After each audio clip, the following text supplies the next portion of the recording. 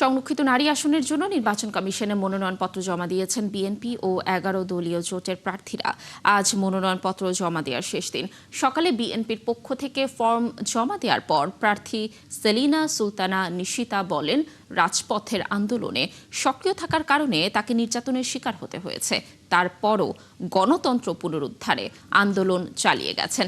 আগামীর বাংলাদেশ বিনির্মাণে কাজ করতে চান বলে জানান তিনি। এদিকে জামায়াত ও শরিক দলগুলো ১৩টি আসনে প্রার্থী দিয়েছে। জমা দেয়া মনোনয়নপত্র ২২ ও ২৩ এপ্রিল যাচাই বাছাই করা হবে। প্রার্থিতা প্রত্যাহারের শেষ সময় ২৯ এপ্রিল। এরপর ৩০ এপ্রিল প্রতীক বরাদ্দ শেষে ভোট হবে আগামী ১২ মে।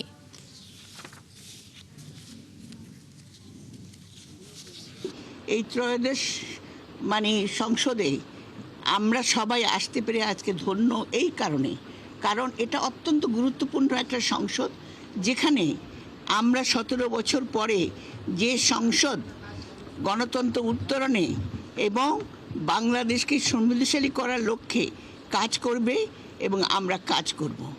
মানুষকে খুশি করার জন্য যা যা করার দরকার আমি প্রত্যেকটি সেক্টরে কাজ করার চেষ্টা করব। ফ্যামিলি কার্ড, কৃষক কার্ড থেকে শুরু করে শিক্ষায় যে অবদান রাখার চেষ্টা, অতীত থেকে আমরা এটা ধারাবাহিকতা এই নিয়ে আমি কাজ করতে চাই। করব কাজ, গর্ব দেশ, সবার আগে বাংলাদেশ।